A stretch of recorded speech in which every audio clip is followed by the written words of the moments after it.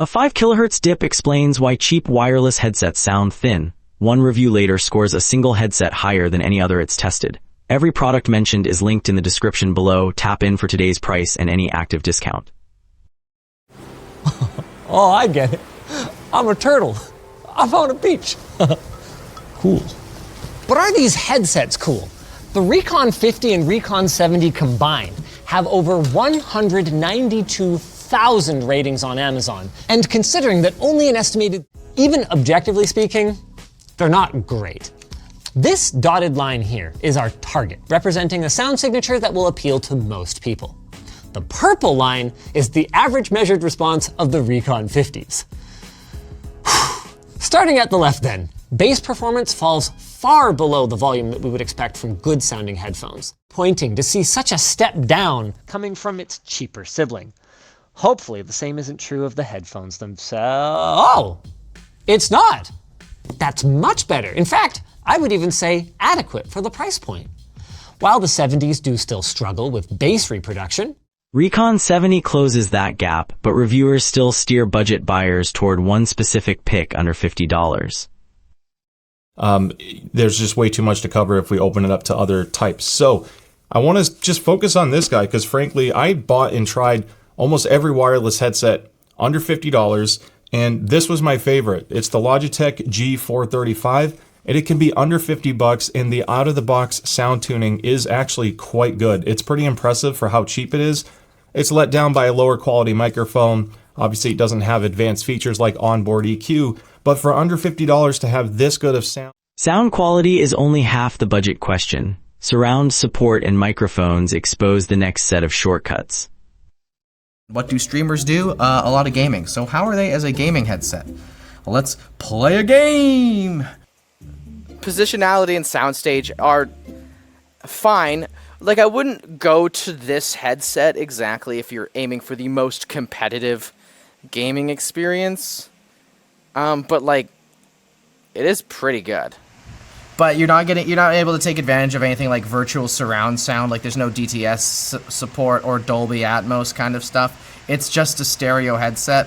So you're at the headsets while prioritizing on the vocal clarity at the same time. It's awesome. You guys know I love to give the HS80 a lot of good praise, and in a quiet, treated room, they're fantastic for voice calls. But as soon as you introduce some real-world scenario of like sound in your room, keyboard clacks, you know, in the gaming space, this is not ideal just because they don't have any noise suppression. So the condenser microphone really falls apart in the gaming space, but that's awesome in a quiet environment. But my winner has got to be the Razer Blackshark V220. A condenser mic that impresses in a quiet room can fall apart the moment a fan kicks on. Mic tests separate real performers next.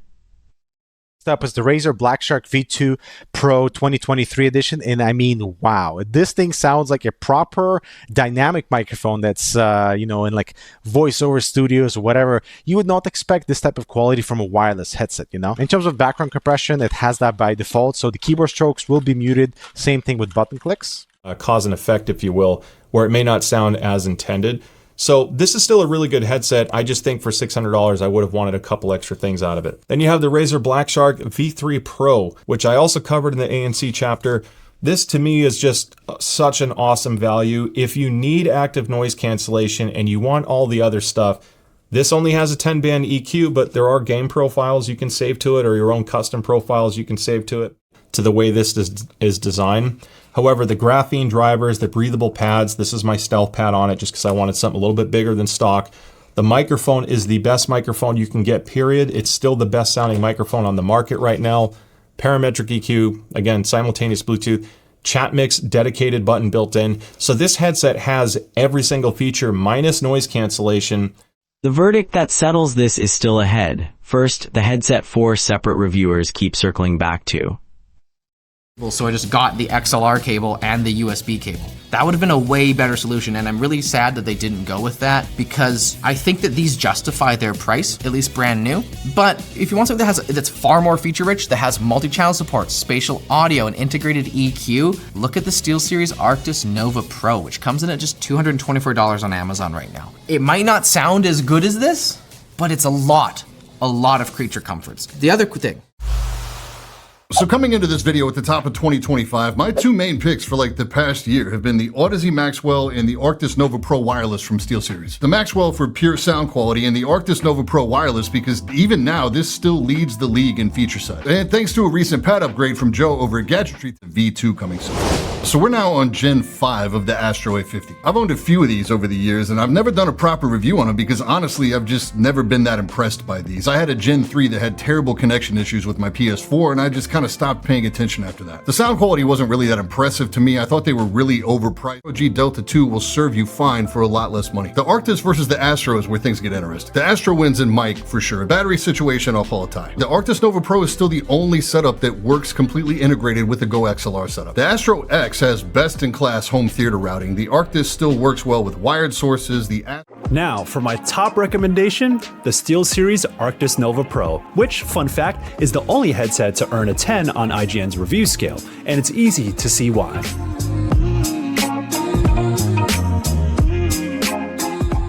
It's beautifully designed with slim and sleek ear cups that don't sacrifice the top-notch quality that SteelSeries headsets are known for.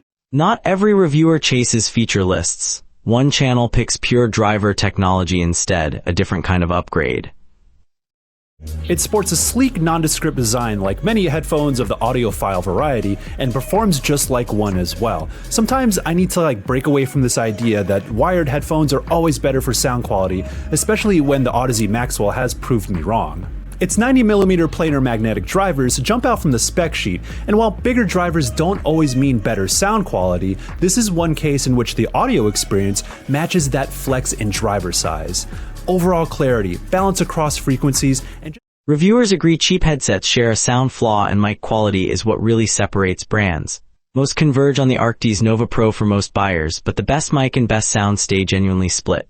Bottom line, most reviewers converge on the Arctis Nova Pro as the safer mid-range gaming headset, though mic and sound choices still split experts. Watch the full reviews linked below before you buy. This breakdown is educational, not a substitute for testing sound and mic quality yourself.